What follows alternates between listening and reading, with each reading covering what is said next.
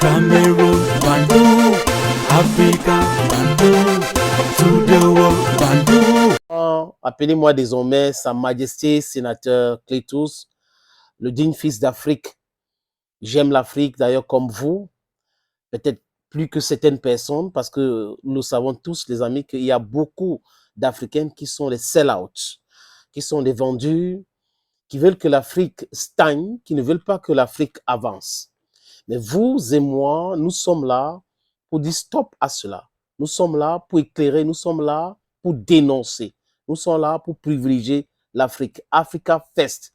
Nous devons make Africa great. Je ne vais pas dire again parce que nous avons tellement souffert. Mais on a des enfants d'Afrique qui ne comprennent pas ce message-là. Paul Kagame fait partie de ces enfants d'Afrique. Paul Kagame a été utilisé par les Américains pour pouvoir mettre un thème à l'ancien gouvernement dans son pays. Je ne vais pas utiliser les thèmes ou tout, si, parce que ce n'est pas important pour moi en tant qu'enfant d'Afrique. Vous savez, les Occidentaux nous ont tellement manipulés and they're dividing us from the tribal background. We should stop the nonsense. It is not important for us. We are all Rwandans, we are all Africans, we are all from... This division thing is their method of governing. Machiavélisme, le machiavélisme, diviser pour mieux régner. Nous, en tant qu'intellectuels, en tant que personnes éclairées, en tant que personnes averties, nous devrons dire non à cette façon de faire. Parce que la chose, ce qui nous impose chez nous, ils n'imposent pas ça chez eux.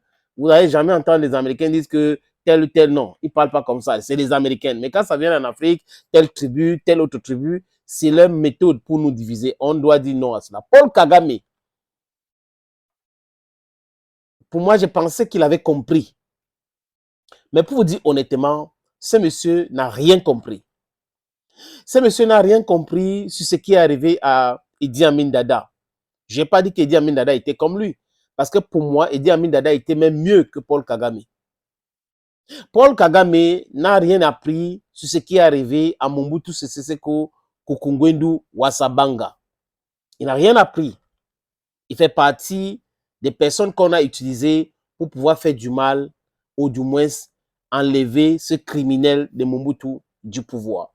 Je l'appelle criminel parce qu'il fait partie de ceux qui ont tué Patrice Emery Lumumba. Il est entré dans ce complot parce que assoiffé d'argent et le pouvoir. Et lui, il est fini comment? Il est quelque part au Maroc là-bas. Paul Kagame n'arrive pas à comprendre. He is not reading the handwriting on the wall. La fin de Paul Kagame est proche. Paul Kagame ne peut pas penser que le Congo l'appartient. Il peut entrer au Congo comme il veut. Il pille comme il veut. Il viole comme il veut. Il tue des gens comme il veut. Après, Scotch Free, quand on va lui parler, il va dire génocide 94, vous nous avez fait ci. Mais est-ce que ce sont les Congolais qui sont responsables de ce génocide-là? C'est la France, c'est les Occidentaux. Ils sont à 80-95% même responsables. Vous, Paul Kagame, l'avez déjà condamné. Vous les avez attaqués. Mais aujourd'hui, pourquoi pensez-vous que, parce que ils sont maintenant vos amis, tout vous est permis, ils peuvent venir signer des accords avec vous pour aller piller le Congo et voler les ressources naturelles congolais. Les amis, toute chose a une fin. Paul Kagame est là depuis très longtemps, depuis 1994 jusqu'à aujourd'hui, les amis. Et il oublie, je répète encore, c'est 30 ans, plus de 30 ans au pouvoir, il oublie que toute chose a une fin. Vous savez, nos différentes sorties aident à éclairer, à mettre la pression sur les amis de ce brigand, de ceux qui violent, qui pillent notre sous-sol, de ces manipulateurs, de ces enfants d'Afrique comme Paul Kagame qui pensent que quand on est ami avec l'Occident, c'est une assurance tout risque. Non. Les Occidentaux, monsieur Paul Kagame, n'ont pas d'amis. Tu as fait du bien au Rwanda. Il est temps à ce que tu arrêtes ce que tu es en train de faire au Congo là. Parce que c'est le Congo. C'est le Congo, ce que tu es en train de faire à Goma, à Bukavu là, qui va te bring down. That is what is going to bring you down. Les Belges aujourd'hui, je crois au Parlement belge, je regarde quelques vidéos, je vois qu'il y a des députés qui demandent clairement de sanctionner le Rwanda. Le tout cycliste international qui devait avoir une escale au Rwanda a été simplement annulé. simplement annulé. Donc le soft power rwandais est devenu toussif aujourd'hui. Les gens comprennent que Paul Kagame utilise le Congo, spolie le Congo, et il fait tuer beaucoup de personnes juste pour voler des ressources naturelles congolais. Et après, quand on va lui parler, il bombe le tox, j'ai les armes, j'ai ceci. Quand les Américains, parce que là, c'est les Européens, la Belgique a commencé, quand les Américains vont se retourner contre Paul Kagame, il va fuir Kigali. J'ai dit qu'il va fuir Kigali. Parce que là où on est là, les amis, à l'heure-ci là, les gens là sont en train de changer parce que la pression est énorme sur eux. Leur double langage, leur double standard, ça saute à l'œil.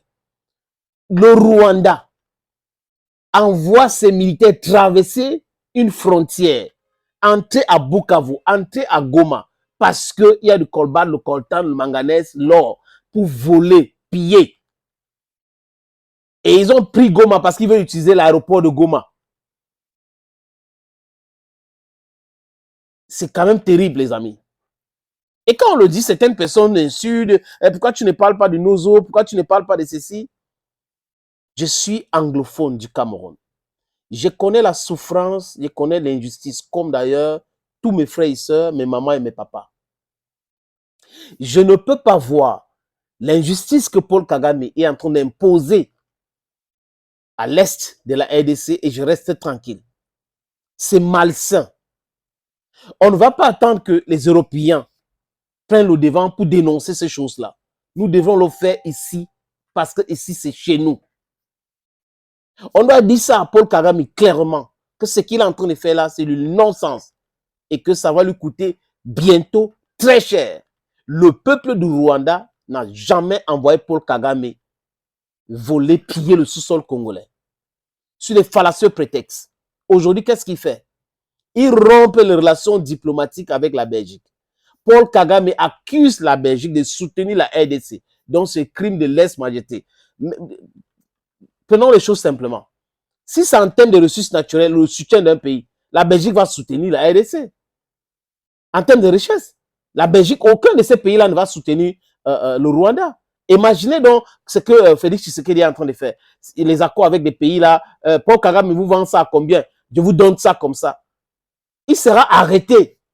Donc si Paul Kagame ne fait pas attention, il est en train de s'agiter là, rompre les relations diplomatiques avec la Belgique, renvoyer tous les diplomates belges du Rwanda, de son pays, c'est bien.